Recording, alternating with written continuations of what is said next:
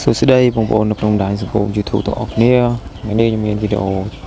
មួយចង់ចែករំលែកពីរឿង Tractor Kubota MU 5.2 មានបញ្ហាអស់ដេសគឺញឹកញាប់សម្រាប់ Tractor MU នេះគឺមានបញ្ហាអស់ដេសញឹកញាប់វាមានកត្តាសំខាន់មួយចំនួនដែលយើងត្រូវប្រយ័ត្នសម្រាប់ Tractor MU នេះណាដោយសារតែ Tractor ប្រភេទ MU នេះគឺវាមានបញ្ហាអស់ដេសញឹកញាប់ច្រើនសម្រាប់បងប្អូនដែលគាត់ចូលមកផ្លាស់ប្ដូរកន្លែងខ្ញុំគឺច្រើនហើយសេរីឆ្នាំក៏ខ្ពស់កត្តាសំខាន់របស់វាក៏មិនមែនមកពីអ្នកប្រើនឹងទាំងស្រុងដែរដោយសារតែបញ្ហា Tractor MU នេះគឺវាទាមទារឲ្យយើងប្រើមានការប្រុងប្រយ័ត្នខ្ពស់យើងត្រូវរៀនសូត្រពីវាបានច្រើនដើម្បីបង្ការកុំឲ្យវាឆាប់អស់ឌីសដូចក្នុងវីដេអូនេះអញ្ចឹងណា Tractor នេះគឺឆ្នាំខ្ពស់មែនទែនឆ្នាំ21ប៉ុន្តែដូរឌីស2ដងទៅហើយតែមុនក៏ដូរឲ្យក្រុមហ៊ុនដូរឲ្យប៉ុន្តែលើកទី2នេះគឺគាត់ចូលមកកន្លែងខ្ញុំហើយសម្រាប់ Tractor នេះផងដែរក៏គាត់អត់ដែរបានមកចូលកន្លែងខ្ញុំទេដោយសារតែគាត់ដឹងតាមអតិថិជនរបស់ខ្ញុំដែលខ្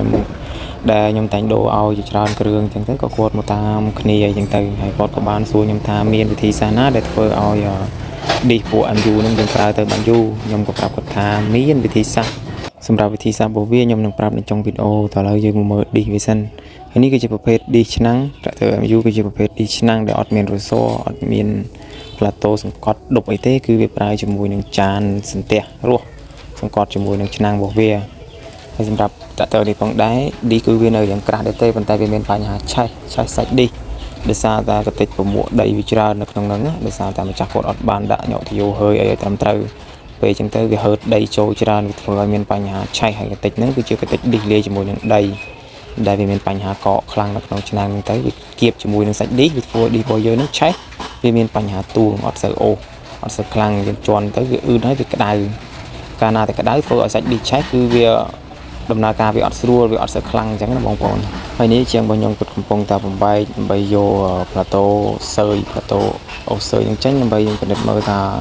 ឆ្នាំងរបស់វាហើយនិងផ្លាតូគៀបរបស់វានឹងវាមានបញ្ហាឆ្កូតយើងត្រូវបោសកលឹងអីអត់អញ្ចឹងណាតែភាគច្រើនប្រភេទ DMU តាកាលណាដែលអត់មានបញ្ហាទួងឌីហើយគឺវាតែងតែស៊ីឆ្នាំងស៊ីផ្លាតូគៀបវាដោយសារតែវាជាប្រភេទឌីខ្ជុងអញ្ចឹងខ្ជុងស្ពាន់ដល់ពេលអញ្ចឹងគឺវាមានបញ្ហារឹងបើសិនជាយើងប្រើឲ្យទួងច្រើនថ្ងៃហើយបាត់យើងទៅម្ដងគឺដឹងតែមានបញ្ហាស៊ីឆ្នាំងហើយអញ្ចឹងគឺយើងត្រូវការកលឹងបោសហើយសម្រាប់ឆ្នាំងរបស់វាគឺយើងបោសអត់បានច្រើនដងដោយប្រភេទ M60 ឬក៏ M70 ទេដោយសារតែឆ្នាំងរបស់វាសាច់ស្ដើងខ្លាំងកាលណាតែយើងបោសតែ2ទៅ3ដងហើយយើងស៊ីសាច់រឹងជ្រៅគឺវាអត់អាចបោសបន្តទៅទៀតបានទេវាមានតែយើងដូរមួយឈុតវានឹងដែរ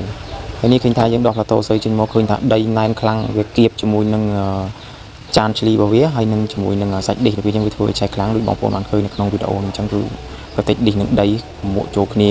ខ្លាំងមែនទែនឡើងណែនពេលអញ្ចឹងវាធ្វើឲ្យឌីសរបស់យើងឆាប់ឆេះឆាប់ទួងអញ្ចឹងគឺយើងត្រូវប្រយ័ត្នខ្លាំងមែនទែនវិធីថែទាំរបស់វាគឺយើងប្រយ័ត្នទី1គឺយើងត្រូវពិនិត្យមើលជាមួយនឹងទយោហើយពីលើស៊ីឡាំងរបស់វាកុំឲ្យវាមានបញ្ហារវល់ទយោរវល់អីទៅដីវាហុយទៅវាហឺតចូលហើយទី2ទៅលើការប្រើ Tractor MU ហ្នឹងឲ្យវាមាន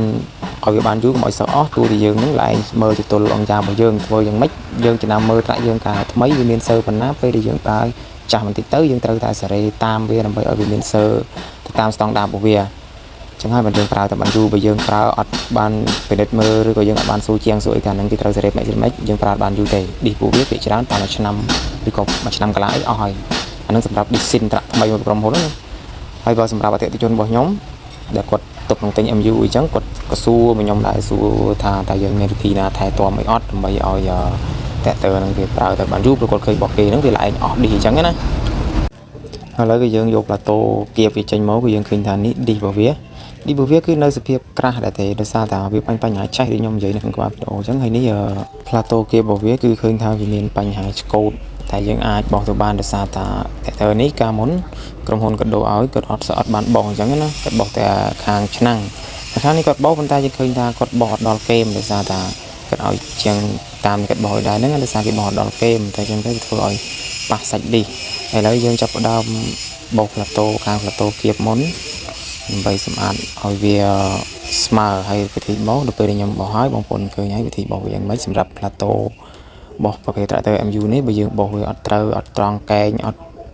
ស្មើមុំវាល្អទេគឺយើងដាក់ប្រើទៅអត់បានយូរទេអញ្ចឹងហើយគឺយើងត្រូវការថ្លឹងថ្លែងសង់ត្រេឲ្យវាមុំវាត្រង់យើងបោសតាមលំដាប់លំដោយដើម្បីឲ្យវា ត្រង់កែល្អទៅយើងប្រើទៅវាដូចថ្មីចឹងហើយដូចខ្ញុំបានដាក់សង់ត្រេសង់អីនឹងចឹងគឺខ្ញុំត្រូវការនាឡិកាសង់ត្រេដើម្បីឲ្យវាត្រង់មុំកែល្អដើម្បីឲ្យយើងដាក់នេះទៅគឺយើងដឹងតែធានាសុវត្ថិភាពឲ្យអតិថិជនរបស់យើងដឹងតែរត់ខ្លាំងដូចស៊ីនថ្មីជ្រាយធម្មតាហើយយើងប្រើបានយូរហើយយូរយើងចេះថែផងយើងចេះសេរីតាមស្ដាប់តាមជាងប្រាប់ឲ្យធ្វើមិនខ្ញុំតែងតែប្រាប់អតិថិជនខ្ញុំរហូតថាឲ្យធ្វើមិនដើម្បីឲ្យប្រើបានយូរទៅលើឌីសទៅលើម៉ាស៊ីនទៅលើបញ្ហាប្រអប់លេខហើយសម្រាប់បងប្អូនដែលទស្សនាវីដេអូនេះបើពេញចិត្តនៅវីដេអូរបស់ខ្ញុំក៏សូមជួយតាមដានវីដេអូហ្នឹងជួយចុច Subscribe ឬឲ្យមេដៃទៅលើវីដេអូហ្នឹងអ្នកមួយផងនឹងទទួលបានវីដេអូបន្តទៀតពីខ្ញុំដោយសារតែរយៈនេះខ្ញុំមិនសូវបានចេញវីដេអូទេដោយសារថាខ្ញុំរវល់នឹងការងារច្រើនដោយសារតែបងខាង tractor គាត់ចេញភួរដីភួរច្រើនតែមានបញ្ហាខូចច្រើនអញ្ចឹងហើយក៏ខ្ញុំអត់សូវមានបានពេលវេលាថតហើយឥឡូវគឺខ្ញុំបានឆ្លៀតពេលថតដើម្បីមកចែករំលែកទៅកាន់បងប្អូនទាំងអស់គ្នាដើម្បីឲ្យយល់ដឹងពីនៅ tractor MU នេះណាហើយបន្ទាប់ពីខ្ញុំបានសង់ត្រេតម្រូវឲ្យហោះហើយគឺខ្ញុំបានចាប់ផ្ដើមចាប់កំបិតកលឹងដើម្បីយើងឡើងទៅចិត្តមុខរបស់វាដើម្បីឲ្យវាស្មើកែងជ្រុងល្អបន្ទាប់ពីយើងសង់ត្រេរួចរាល់ហើយយើងក៏ចាប់ផ្ដើមក្រឡឹងវាយើងបោះវាតិចនេះដោយសារតែខ្ញុំដាក់រៀងលឿនតិចដោយសារតែខ្លាចបងប្អូនថាយូរអញ្ចឹងណាហើយក៏យើងបោះវាស៊ីស្ដើងគឺយើងឃើញថាផ្លាតូគឺមានបញ្ហាបោលយ៉ាងខ្លាំងពីបងប្អូនបានឃើញនៅក្នុងវីដេអូនេះអញ្ចឹងគឺមានកន្លែងប៉ះកន្លែងអត់ប៉ះអញ្ចឹងប៉ះតិចមកគឺវាផ្លាតូនេះវាមានបញ្ហាឆ្កូតខ្លាំងអញ្ចឹងតែយើងបោះពីកំបិតអីអាចស្មើហើយការបោះគឺយើង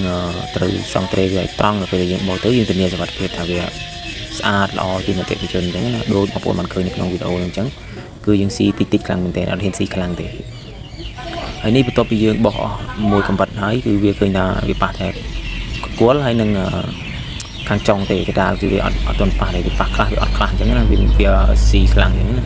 ដោយសារតែគល់ហើយនឹងកដាលវាអត់សូវបានប្រើពេលវាប្រើតែកដាលវាចាប់សាច់ដេកអញ្ចឹងហើយក៏វាឆ្កូតយ៉ាងខ្លាំងតិចអញ្ចឹងគឺយើងបោះមកកំបិតទៀតទៅគឺស្អាតហើយអូខេហើយនេះគឺយើងបានបោះរួចរាល់ហើយបន្ទាប់ពីយើងបោះរួចហើយឃើញថាថ្លាដូចកញ្ចក់ហ្មងគឺយើងបោះសម្អាតឲ្យលោងស្មើល្អកេមវាគឺយើងស៊ីបានល្អយើងទៅយើងបោះយកខ្នាតស៊ីនវាហ្មងខាងក្រៅយកយើងបោះសាច់វាលោងមាត់ល្អដូចកញ្ចក់អត់មានកន្លែងដាមកន្លែងឆ្កូតទេកាលណាទៅវាលោងស្អាតល្អអញ្ចឹងគឺអូទៅដឹងតែខ្លាំងអញ្ចឹងការបោះគឺខ្ញុំបោះជាមួយនឹងកបិត CNC ដែលវា DC ប្រភេទបោះស្ពាន់ហើយនឹងហ្វុងគឺ DC ដាច់បានលោងល្អកបិតហ្នឹងណាហើយបាទកបិតស្រួចនេះគឺវាបោះអត់សូវកើតទេដោយសារវាបានចាក់ខ្ចៅចាក់អីបោះដៃធម្មតាទេបើយើងបោះជាមួយនឹងកបិត CNC ហ្នឹងគឺលោងដូចកញ្ចក់អញ្ចឹងស្ទាបទៅនឹងលោងចាំងចង់ឆ្លោះមុខបានណាបងប្អូនហ្នឹងហើយបន្ទាប់ពីយើងបោះអាហ្នឹងហើយក៏យើងចាប់ផ្ដើមទៅបោះឆ្នាំងវាម្ដងនេះសម្រាប់ឆ្នាំងវានេះគឺយើងត្រូវការទៅបោះឆ្នាំងនេះម្ដងហើយឆ្នាំងហ្នឹងបោះយូរជាងផ្លាតូហ្នឹងតិចដោយសារតែវាធំវាវល់អត់បានលឿនអញ្ចឹងណាតោះយើងទៅមើលពីការសង់ត្រេឆ្នាំងរបស់ខ្ញុំទាំងអស់គ្នានេះគឺខ្ញុំចាប់ផ្ដើមសង់ត្រេឆ្នាំងវាហើយឆ្នាំងក៏ដូចគ្នាយើងសង់ត្រេយក9ខាងក្នុងរបស់វាដោយសារតែខាងក្នុងរបស់វាហ្នឹងវាមានពុំស៊ីនរបស់វាមកអញ្ចឹងយើងសង់ត្រេខាងក្នុងត្រង់ហើយគឺយើងបោះយកសាច់វាទៅគឺត្រង់កែងជ្រុងល្អសម្រាប់ឆ្នាំងនេះផងដែរកាលណាតែយើងសង់ត្រេអត់ត្រូវវាអត់ត្រង់កែងវាគឺវាមានបញ្ហាកលឹងទៅវាបោលសាច់ឌីសហើយបន្ទាប់ពីយើងសង់ត្រេបានរួចរាល់ហើយគឺយើងចាប់ផ្ដើមកលឹងនៅកំបិត CNC របស់យើងដូចគ្នាយើងប្រើជាកំបិតដងខាងក្នុងដើម្បីបោះវាមួយដំណើរការដូចបងប្អូនបានឃើញអញ្ចឹងគឺវាស៊ីយ៉ាងខ្លាំងដែរដោយសារវាមានកន្លែងប៉ះកន្លែងអត់ប៉ះអញ្ចឹងណាវាប៉ះតែដើមហើយវាបាត់អញ្ចឹងយើងបោះប្រហែលជា2 3កំបិតខាងឆ្នាំងនេះបានស្មើដោយសារតែវានឹងស៊ីខ្លាំងជាងខាងផ្លាតូគៀបហើយនេះក៏យើងបានបោះសម្អាតរួចរាល់ហើយឃើញតែថ្លាដូចកញ្ចក់អញ្ចឹងបងប្អូនគឺស៊ីដាច់គែមល្អ